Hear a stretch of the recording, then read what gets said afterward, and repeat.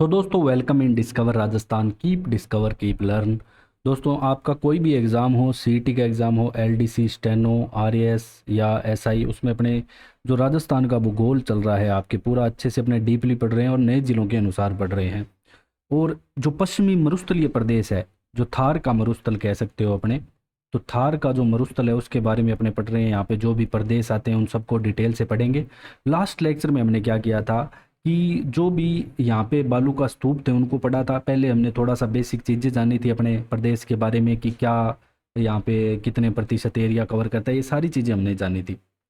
आज अपने स्टार्ट करेंगे दोस्तों, इसके जो विभाजन है किस प्रकार से किए गए हैं, उप प्रदेशों में भी विभाजित किया गया है। और इसे क्या है कि चार उचावच की दृष्टि से चार उप प्रदेश में और एक भू आकृति प्रदेशों में विभक्त किया गया। इन दोनों को अलग अलग से अपने यहाँ पे पढ़ने वाले हैं। सबसे पहले अगर अपने बात करें दोस्तों, तो इसका जो एक चीज़ रह गई थी अपनी, कौन सी, इसका जो अक्षांशीय और देशांतरीय जो विस्तार है, जो मरुस्थल का है, वो लिखना था अपने को। वो चीज़ रह गया था यहाँ पे।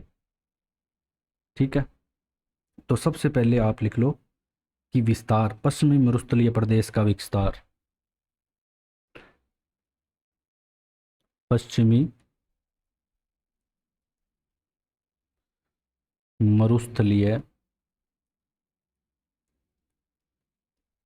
प्रदेश का विस्तार।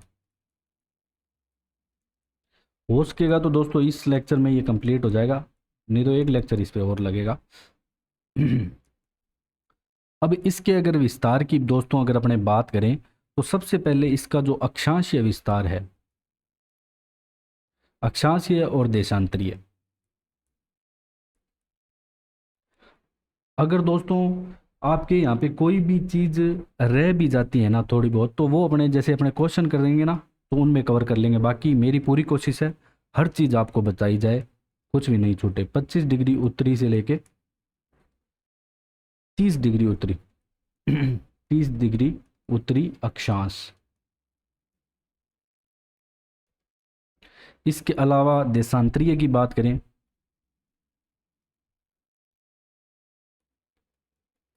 तो ये हो जाएगा आपका 69 डिग्री 30 मिनट पूर्वी से 70 डिग्री 45 मिनट पूर्वी देशांतर। अब इसके बाद अपने दोस्तों पहले कुछ चीज़ें जान लेते हैं किसके बारे में। पहले ऐसे करते हैं कि अपने उच्चावच की दृष्टि से देख लेते हैं, फिर अपने पलाया वगैरह के बारे में जान लेंगे, वो चीज़ें भी जाननी जरूरी है। देखो, सबसे पहले उच्चावच की दृष्टि से मरुस्थलीय प्रदेश के चार उप प्रदेश हैं। अगर आपसे पूछे तो इन चीज़ों को है ना, थोड़ा सा ये अपने को दिखने में ऐसा लग रही है, इनकी जो लैंग्वेज है वो अपने को पढ़नी है अच्छे से, ताकि वैसे ही लैंग्वेज एग्जाम में आए। किस दृष्टि से कितने प्रदेश हैं, उनके नाम। अब यहाँ पे मैं क्या लिख रहा हूँ, उच्चावच, उच्चावच की दृष्टि से मरुस्थलीय प्रदेश के चार उप प्रदेश हैं। मरुस्थलीय प्रदेश के चार यहाँ पे क्या है दोस्तों, उप प्रदेश हैं। अब ये चार जो उप प्रदेश हैं ये कौन कौन से हैं। पहला दोस्तों आपको आ जाता है, इसमें आपको बस इतना याद रखना है, महान मरुस्थल। महान मरुस्थल,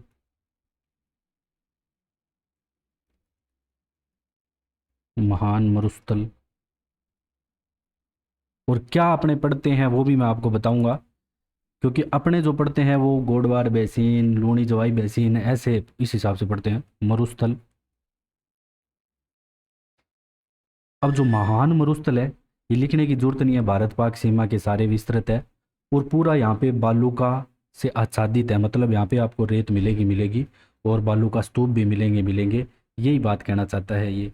ठीक है, महान मरुस्थल भारत पाक सीमा के सारे है। और सारा में ऐसे मरुस्थल को क्या कहते हैं, अर्ग, इर्ग कहते हैं ऐसे मरुस्थल को। दूसरा यहाँ पे है बाड़मेर जैसलमेर बीकानेर का चट्टानी प्रदेश। ये उच्चावच की दृष्टि से ध्यान रखना, बाड़मेर, बीकानेर, और जैसलमेर का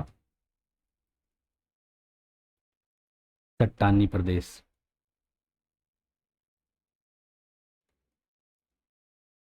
अब जो महान मरुस्थल है, ये पहले क्या है कि अपने पढ़ते थे मेन, जैसे भारत पाक सीमा के सारे 4 जिले थे, अब 6 हो गए नौबगढ़ और फलोदी जुड़ने के बाद। ठीक है, ये सारी चीज़ें अपने को ध्यान में रखते हुए चलनी है।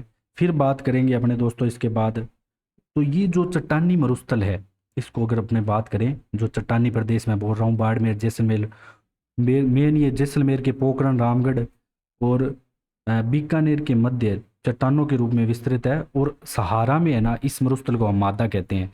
अब जो महान मरुस्थल था, पूरा रेत से आच्छादित था, उसको तो अपने क्या बोल रहे थे, उस सहारा में इर्ग बोल रहे थे, और यहाँ पे इसको क्या बोल रहे हैं, हम मादा बोलेंगे। और ये बालू का मुक्त प्रदेश है, यहाँ पे आपको बालू का नहीं मिलेगी, इसके बालू का स्तूप मुक्त प्रदेश के बारे में भी पढ़ेंगे। फिर आ जाता है दोस्तों लघु मरुस्थल। लघु मरुस्थल लघु मरुस्थल में क्या होता है कि जो चट्टानी प्रदेश के पूर्व में कच्छ की खाड़ी से बीकानेर तक विस्तृत है, ठीक है, ये कहलाएगा आपका लघु मरुस्थल। कच्छ के रन से बीकानेर की महान मरुभूमि तक, कच्छ के रन से बीकानेर की महान मरुभूमि तक, बीकानेर की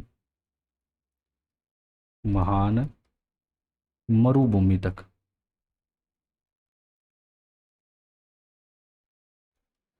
अब फोर्थ यहाँ पे क्या आ जाएगा आपका, अर्ध शुष्क प्रदेश। अर्ध शुष्क प्रदेश। अब जो दोस्तों जो आपका अर्ध शुष्क प्रदेश है, इसमें मेन अपने लूणी व शेखावटी एरिया जो है वो पड़ते हैं। तो मेन इसके अनुसार लूणी बेसिन और शेखावटी को सम्मिलित किया गया है। लूणी बेसिन को एक तो जिसे गोडवाड़ प्रदेश भी बोलते हैं, और शेखावटी का जो एरिया है वो इसमें सम्मिलित किया गया है अर्ध शुष्क में। तो ये सारी चीज़ें हैं उच्चावच की दृष्टि के अनुसार।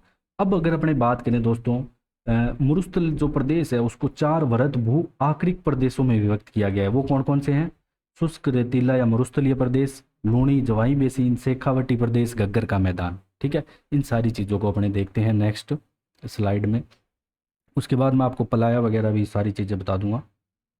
देखो अब अपने को क्या ध्यान रखना है, यहाँ पे अपने को लिखना है कि जो मरुस्थलीय प्रदेश है, मरुस्थलीय प्रदेश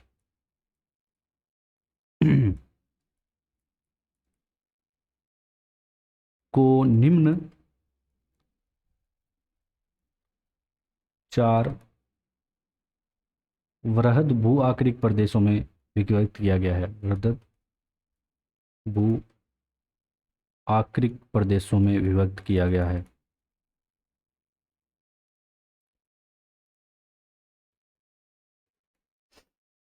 विभक्त किया गया है। अब ये कौन कौन से हैं, यहाँ पे आपका सबसे पहले आ जाएगा शुष्क रेतीला कह सकते हैं या मरुस्थलीय प्रदेश कह सकते हैं। ठीक है,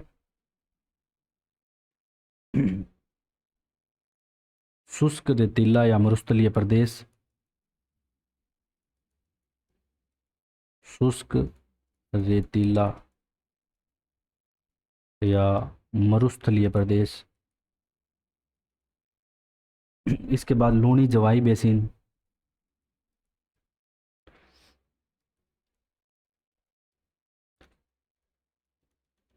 लूणी जवाई बेसिन।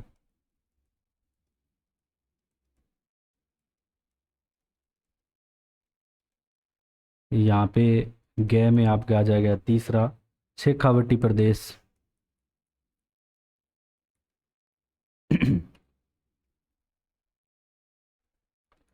शेखावटी प्रदेश और घग्गर का मैदान। ठीक है, घग्गर का मैदान। तो ये 4 प्रदेशों में यहाँ पे इनको क्या है कि विभक्त किया गया है। अब यहाँ पे क्या चीज़ें हैं हर एक के बारे में अपने पढ़ेंगे अच्छे से। ठीक है, सबसे पहले अपने बात करेंगे शुष्क रेतीला या मरुस्थलीय प्रदेश। उससे पहले अपने दोस्तों एक चीज़ और देख लेते हैं यहाँ पे, जो पलाया है, रन है, उनके बारे में थोड़ा जान लेते हैं, फिर इसको स्टार्ट करते हैं अपने। देखो सबसे पहले जैसे आपको ये रेत के टीले मिलेंगे, सबसे पहले अपने बात करेंगे, आपके एग्ज़ाम में कुछ भी आ जाए या लिखा आ जाए रन, इम्पोर्टेंट है ये आते हैं, रन आ जाए, टाट आ जाए, ढांड आ जाए, ठीक है, ये सारी यहाँ पे एक ही बात होती है। अब ये होती क्या है, देखो जैसे यहाँ पे ये दो क्या है, टिल्ले हैं, ठीक है, टिब्बा है दो, अरबांग बीच में खाली जगह है। अब यहाँ पे ये जो गर्त होगा ना, ये वाला खाली गर्त, मैं किसकी बात कर रहा हूँ ध्यान रखना, मैं बात कर रहा हूँ यहाँ पे जो खाली गर्त है, इस चीज़ को ध्यान रखना। इसके लिए क्या कंडीशन होगी, रन के लिए यहाँ पे जो गर्त होगा वो कैसा होगा, ये होगा खाली। अब जो ये खाली गर्त होगा ना, इसी को ही क्या बोलेंगे दोस्तों, रन बोलेंगे, ठीक है। और ये सर्वाधिक रन आपको कहाँ मिलेंगे, जैसलमेर में। अगर आपसे पूछ ले कि सर्वाधिक रन, सर्वाधिक रन कहाँ पे मिलेंगे, जैसलमेर में। अब जैसलमेर में भी बहुत सारे रन हैं फेमस, वो भी आपसे पूछ सकता है, आप लवा हो गया, पोखरण हो गया, बरमसर, बरमसर, बागरी, कनौड़, लवा, पोखरण, ये सारे रण हैं। फलोदी, बापरन। अब दोस्तों जो बापरन है ना, पहले अपने जोधपुर जिले में पढ़ते थे, अब वो कहाँ चला गया, फलोदी में। तो बापरन कहाँ पे है, फलोदी में चला गया, बाप जिला, सॉरी बाप जिला नहीं, बाप तहसील, जो बाप जगह है वो चली गई फलोदी में। अब एक रन और आता है यहाँ पे, जो क्षेत्रफल की दृष्टि से सबसे बड़ा रन है, ठीक है। इसके बाद जो इम्पोर्टेंट है, क्षेत्रफल की दृष्टि से, क्षेत्रफल की दृष्टि से सबसे बड़ा रन, सबसे बड़ा रन अगर आपसे पूछ ले तो वो आ जाएगा दोस्तों थोब रन बाड़मेर वाला, जो पड़ेगा आपके कहाँ पे, बाड़मेर जिले में। ये सारी चीज़ें हैं रन के बारे में। अब दोस्तों क्या बात आती है, अब सर्वाधिक जहाँ पे रन सर्वाधिक होंगे वहाँ पलाया होगी। अब यहाँ पे मान लो पानी भर गया ना, तो ये पलाया कहलाएगी, ठीक है, सिंपल है, पलाया जिले। अब पलाया क्या होती है, अब पलाया होती है कि देखो जैसे ये वही दो टिल्ले हैं, टिल्लों के बीच में अब यहाँ पे क्या हुआ, आपके जल भर गया यहाँ पे, ठीक है। अब इसमें क्या कंडीशन है कि यहाँ पे भर गया पानी, पानी भरते ही ये क्या बन गई, पलाया बन गई। और सर्वाधिक पलाया भी आपके कहाँ मिलेगी, जैसलमेर में ही मिलेगी आपको। इसके अलावा एक चीज़ और जान लो, अब जैसे ये पलाया बन गई यहाँ पे, अगर दोस्तों यहाँ पे हरियाली हो गई आसपास, ठीक है, पेड़ पौधे वगैरह, ठीक है, हरियाली मान लो हो गई यहाँ पे, तो ये आपसे एग्जाम में पूछेगा, आ चुका है, ध्यान रखना। अब यहाँ पे जो भी प्रकार की यहाँ पे हो गई क्या, हरियाली। अब इसको क्या बोलेंगे, आसपास की हरियाली को, इसको बोलेंगे ओआसिस, नखलिस्तान। क्या बोलेंगे, नखलिस्तान। तो ये इंपॉर्टेंट चीज़ थी, ठीक है, रन और पलाया के बारे में। और फिर इसके बाद अपने चलते हैं दोस्तों, शुष्क रेतीला और मरुस्थलीय प्रदेश सबसे पहले पढ़ते हैं अपने। शुष्क रेतीला व मरुस्थलीय प्रदेश, शुष्क रेतीला व मरुस्थलीय प्रदेश।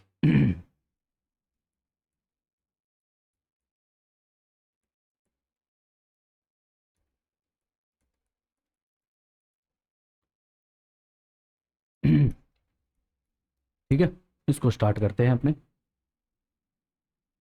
ये दोस्तों मेन आपका क्या हो जाएगा, बालू का स्तूपों से आच्छादित क्षेत्र, बालू का स्तूपों से आच्छादित क्षेत्र।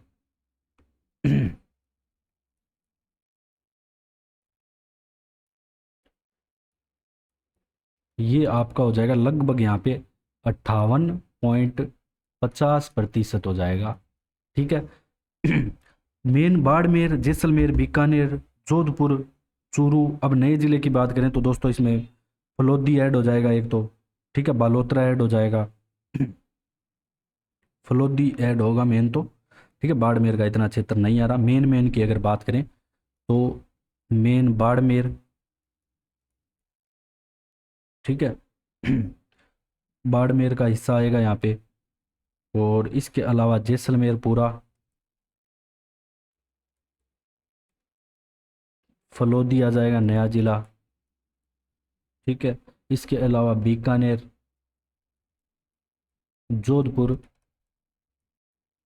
और जो चूरू है, ये सारा क्षेत्र आ जाएगा यहाँ पे। और जो बालू का स्तूप, जितने भी स्तूप है इनके बारे में अपनों ने पहले ही पढ़ लिया था। ठीक है। अब दोस्तों जैसे ये मैप है, अब इसमें अपने समवर्षा रेखा ड्रॉ कर लेते हैं। जैसे ये बीच में यहाँ से निकलेगी 50 सेंटीमीटर समवर्षा रेखा, ये क्या होगी, ये होगी आपके 50 सेंटीमीटर समवर्षा रेखा। समवर्षा रेखा होगी। ठीक है। अब इसके बाद ये वाला जो क्षेत्र है, अब यहाँ से निकलेगी 25 सेंटीमीटर समवर्षा रेखा। ये हो जाएगी आपकी 25 सेंटीमीटर। 1 सेकेंड। 25 सेंटीमीटर समवर्षा रेखा। अब दोस्तों यहाँ पे जो आपको ये वाला क्षेत्र दिखेगा, जो जैसलमेर हो गया, ये बाड़मेर का क्षेत्र हो गया। ठीक है, बीकानेर, फलोदी और इधर इधर ऐसे, क्योंकि अपने घग्गर को मैदान को अलग पढ़ेंगे, बाकी वहाँ भी आपको जो इसमें कुछ हिस्सा गंगानगर का भी आ जाएगा ऐसे तो, क्योंकि यहाँ भी बालू का स्तूप पाए जाते हैं, सूरतगढ़ जिले में हमने पढ़ा था। ठीक है।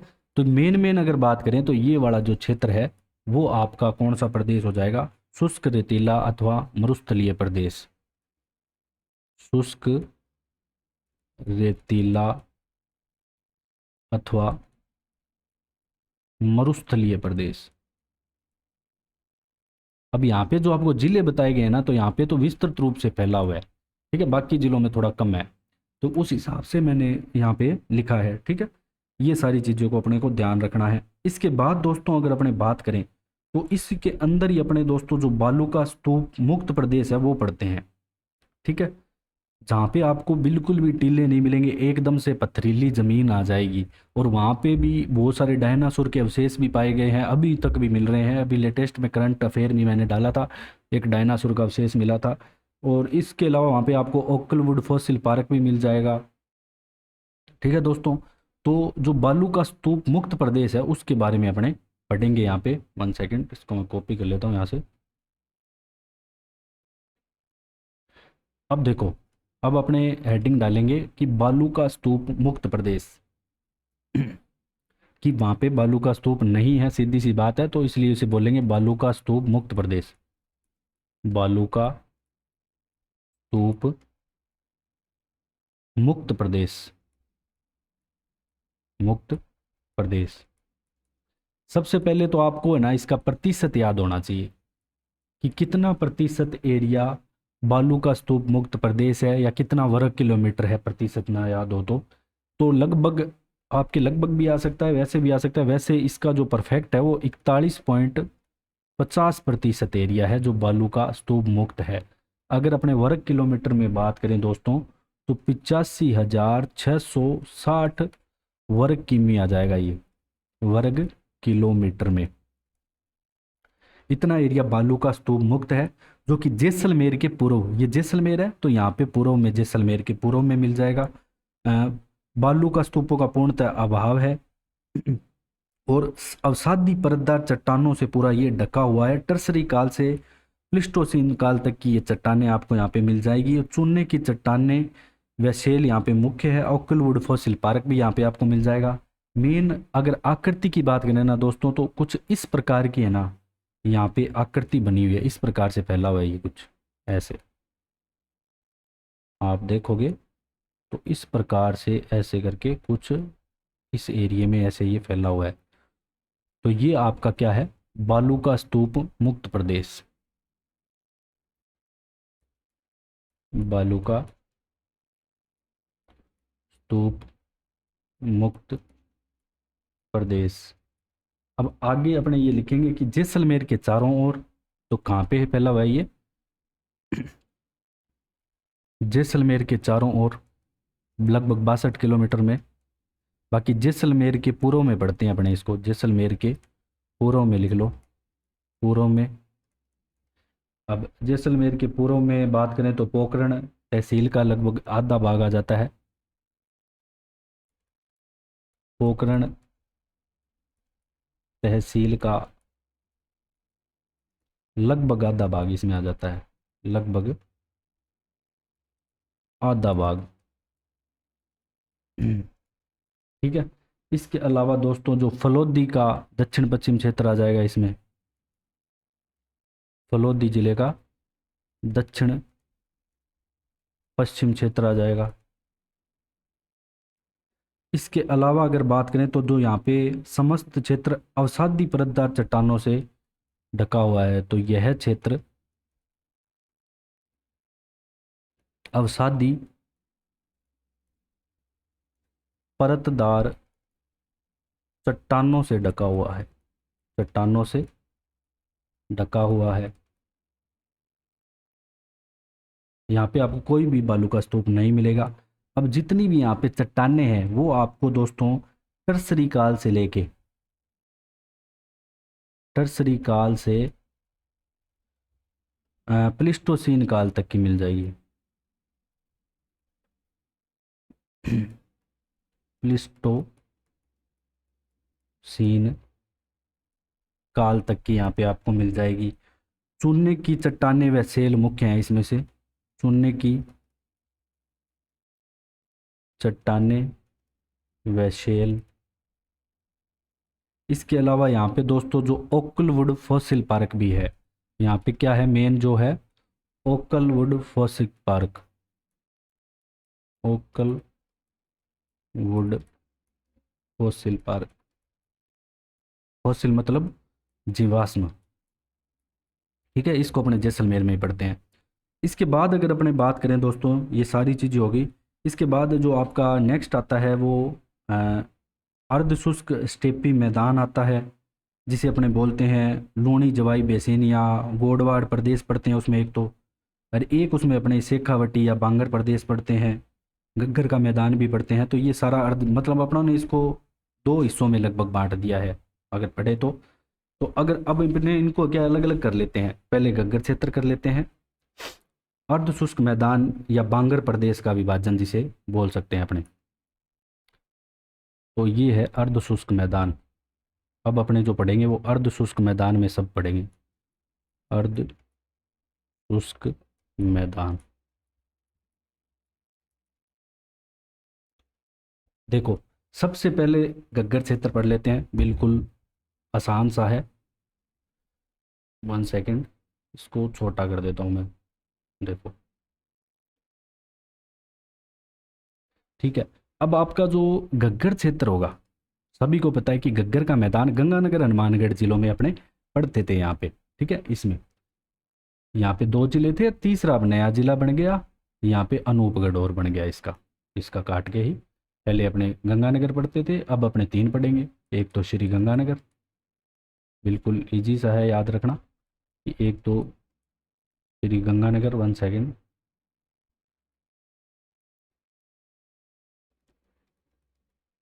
श्री गंगानगर।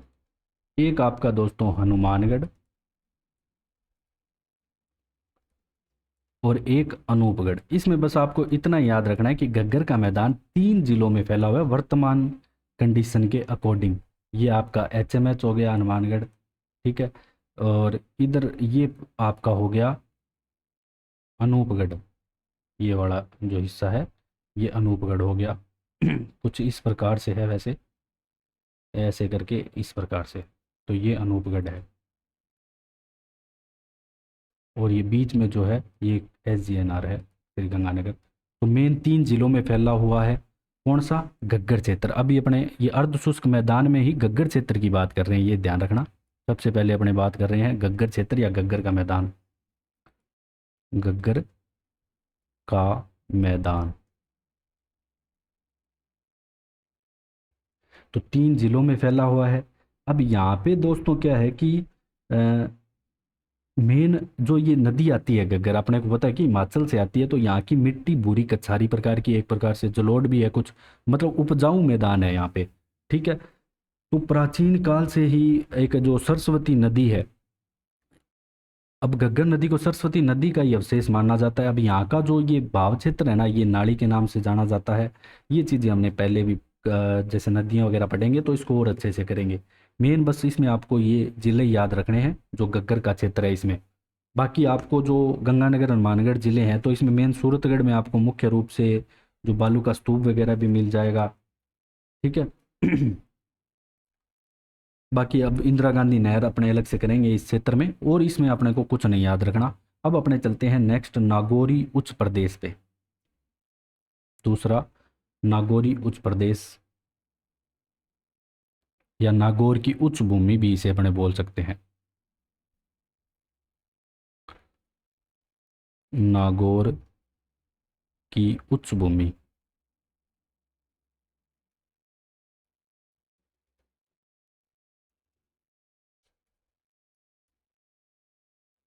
अब इसमें दोस्तों अगर अपने बात करें तो यहाँ पे आपके कौन कौन से क्षेत्र आ जाएंगे, कौन कौन से जिले आ जाएंगे। समुद्र तल से ऊंचाई 300 से 500 मीटर है इस एरिया की। जो समुद्र तल से ऊंचाई है, समुद्र तल से ऊंचाई, ये तो है 300 से 500 मीटर। ये नहीं याद रखनी, इतनी इंपॉर्टेंट नहीं है। जो इंपॉर्टेंट चीज़ें होगी वो मैं आपको बताता चलूँगा। ये इसकी समुद्र तल से ऊंचाई होगी। मेन आपको ये नागौर, डीडवाना, कुचामन जिले में विस्तृत मिलेगा। अगर अपने बात करें नागौर की जो उच्च भूमि है, मेन कहाँ पे मिलेगा? नागौर, डीडवाना, कुचामन। ठीक है, इस क्षेत्र में बीच में नागौर, डीडवाना, कुचामन जिले में विस्तृत, जिले में विस्तृत आपको मिलेगी नागौर की उच्च भूमि। इस एरिया को अपने कह सकते हैं। ठीक है, पूरा परफेक्ट नहीं है मैप के अकॉर्डिंग, बाकी लगभग ये जो एरिया नागौर के आसपास का ये यहाँ पे कहलाएगा। और अगर अपने बात करें तो दोस्तों यहाँ पे खारे पानी की झीलें भी सबसे ज़्यादा मिलेंगी, जो हमने पहले भी बात की कि ये भी एक समुद्र का ही अवशेष मानी जाती है। और सांबर होगी, डीडवाना झील होगी, तो ये सारी नमक की झीलें हैं। सोडियम तत्व की यहाँ पे अधिकता होने के कारण दोस्तों यहाँ पे बंजर रेतीला है। और नागौर से अजमेर के मध्य फ्लोराइड मात्रा बहुत ज़्यादा है जल में। इस कारण यहाँ पे जो कुबड़ पट्टी पाई जाती है, मतलब लोगों के क्या है कि कमर टेढ़ी होनी स्टार्ट, झुक के चलने स्टार्ट कर देते हैं, फ्लोराइड ज़्यादा है जल में इसलिए। ठीक है, मेन अपने को जो याद रखना वो यही है कि किन किन जिलों में ये फैला हुआ है, जो नागौर की उच्च भूमि अगर अपने पढ़ेंगे तो। ठीक है। फिर नेक्स्ट अगर अपने बात करें, नेक्स्ट चलते हैं शेखावटी क्षेत्र पे अपने।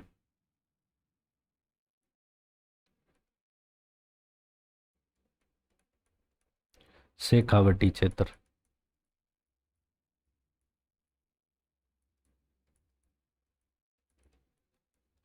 अगर अपने इस क्षेत्र की बात करें दोस्तों, तो मेन समुद्र तल से ऊंचाई वही 450 मीटर के आसपास है, इतना इंपॉर्टेंट नहीं है। मेन यहाँ पे आपको अंत प्रवाह की नदियाँ मिलेगी, अंत प्रवाह का क्षेत्र मिलेगा। ठीक है। और एक अरावली के दक्षिण पूर्व में एक और तो आपको उपजाऊ मैदान, और दूसरी तरफ यहाँ पे शेखावटी क्षेत्र है वो स्थित है। अगर अपने बात करें मेन जिलों की, टीले वगैरह यहाँ पे आपको मिलेंगे, पूरी उबड़ खाबड़ बालू के टीले। ठीक है। मेन अगर अपने जिलों की बात करें तो मेन जिले हैं चूरू, झुंझुनू, और इसमें कोई इंपॉर्टेंट चीज़ नहीं है याद रखने वाली। मेन जिलों का आपको याद रखना है कौन कौन से जिले हैं। झुंझुनू, ठीक है। इसके अलावा सीकर, नीम का थाना, नीम का थाना, नीम के थाने के बाद यहाँ पे डीडवाना कुचामन का उत्तरी भाग, डीडवाना कुचामन का उत्तरी भाग, उत्तरी भाग भी यहाँ पे आ जाएगा नए जिलों के अनुसार अगर अपने बात करें तो। ठीक है। और नागौर के कुछ हिस्से भी यहाँ पे आ जाएंगे लास्ट में, नागौर के कुछ हिस्से भी इस प्रदेश में आ जाएंगे, शेखावटी क्षेत्र जिसे अपने बोलेंगे। और इस क्षेत्र में अधिकांशतः आपको बरखान बालू का स्तूप मिलेंगे। तो अधिकांशतः कौन से, अधिकांशतः बरखान बालू का स्तूप मिलेंगे, बरखान बालू का स्तूप मिलेंगे।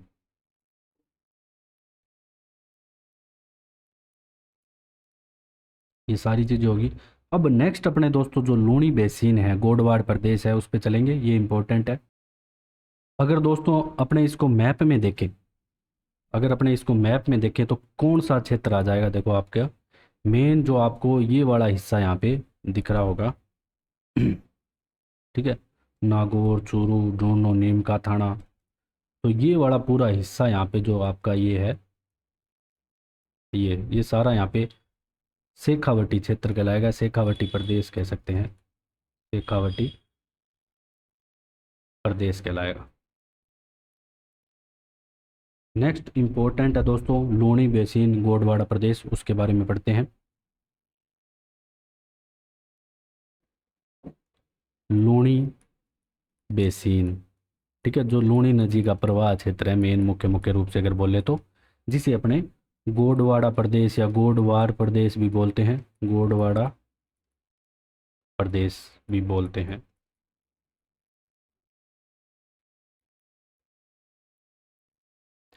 इसमें कौन कौन से जिले आते हैं, सबसे पहले तो ये ध्यान रखना है, जो पश्चिमी मरुस्थल अरावली के जस्ट पश्चिम पश्चिम में चिपटे हुए जो सारे जिले हैं ना, वो इस प्रदेश में आएंगे।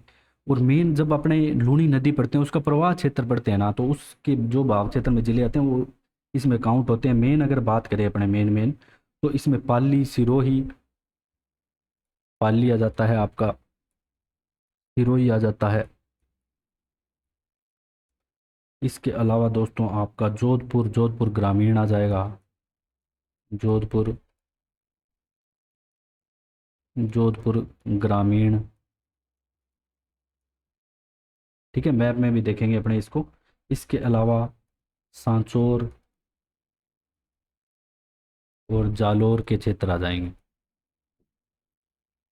ये सारे एरिया यहाँ पे आ जाएंगे किसमें, लूणी बेसिन या गोडवाड़ प्रदेश में भी। ठीक है। और इसकी अगर अपने खास बात जाने तो जालोर सिवाना की पहाड़ियाँ यहाँ पे है, ग्रेनाइट से निर्मित पहाड़ियाँ जिनके हमने पहले ही पढ़ चुके हैं, मैंने आपको अरावली में बता दिया था, जिसे गुंबदाकार पहाड़ियाँ इंसेलबर्ग भी नाम दिया गया है।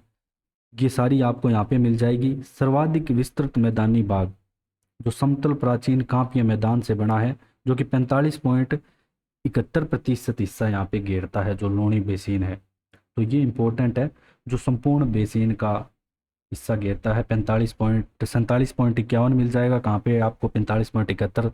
ये डाटा थोड़ा सा इधर उधर हो सकता है, थोड़ा बहुत, ज़्यादा नहीं होगा, थोड़ा बहुत हो सकता है। ठीक है, लूणी और इसकी सहायक नदियाँ मिलके बनाती है ये। तो यहाँ पे सबसे अधिक विस्तृत ये चीज़ इम्पोर्टेंट है, ये लिख लेना कि लूणी बेसिन में, लूणी बेसिन में सबसे अधिक विस्तृत मैदानी भाग, मैदानी जो भाग है समतल प्राचीन कांपीय मैदान का है। किसका है, इस बेसिन की बात कर रहे हैं, सिर्फ इससे तुलना करनी है जो परसेंट लिख रहे हैं अपने। ठीक है, लूणी बेसिन में सबसे अधिक जो मैदानी भाग है वो कौन सा है, समतल प्राचीन कांपीय मैदान, समतल प्राचीन कांपीय मैदान है, यह लिखा हुआ है, ये कांपीय मैदान, जो कि कितना है, 47.51%। ठीक है, कई जगह दोस्तों ये आपको 45.71 भी मिल जाएगा। ठीक है, 45.71 भी मिल जाएगा, मतलब लगभग इतना ही रहेगा आसपास, 45 से 47 के बीच में। और जो संपूर्ण बेसिन का इतना प्रतिशत को घेरता है, तो जो संपूर्ण बेसिन आपकी उसका जो 47.51% है, ये समतल प्राचीन कांपीय मैदान यहाँ पे घेर लेता है। अ, और ये लूनी नदी का पानी बालोतरा तक मीठा होता है, बाद में खारा हो जाता है, ये हमने पढ़े, जब नदियाँ वगैरह करेंगे तो इन चीज़ों को जानेंगे। बाकी चट्टानें मैंने आपको पहले ही करवा दी थी। ठीक है, जालोर सिवाना की पहाड़ियाँ, जो जालोर में ग्रेनाइट से निर्मित चट्टानें हैं, वो सारी चीज़ें। हाँ, अगर अपने मैप में देखें दोस्तों गोडवार प्रदेश को, तो ये वाला जो एरिया है यहाँ पे मेन, इस ये जो क्षेत्र है ऐसे जो अरावली के जस्ट इधर पश्चिम में चिपता हुआ जिला, तो ये क्या कहलाएगा आपका, गोडवाड़ प्रदेश। ये क्या कहलाएगा, गोडवाड़ प्रदेश कहलाएगा। तो ये मेन इतनी चीज़ें अपने जो पश्चिम का मरुस्थल है उसमें पढ़ते हैं, जो जो अपनों ने कंप्लीट कर ली है। और कुछ रहेगा दोस्तों तो वो अपने आगे जो क्वेश्चन वगैरह कराएंगे तो उसमें कंप्लीट कर लेंगे। बाकी जहाँ तक है मैंने आपको सारी चीज़ें करा दी है, बालू का स्तूप करवा दिए।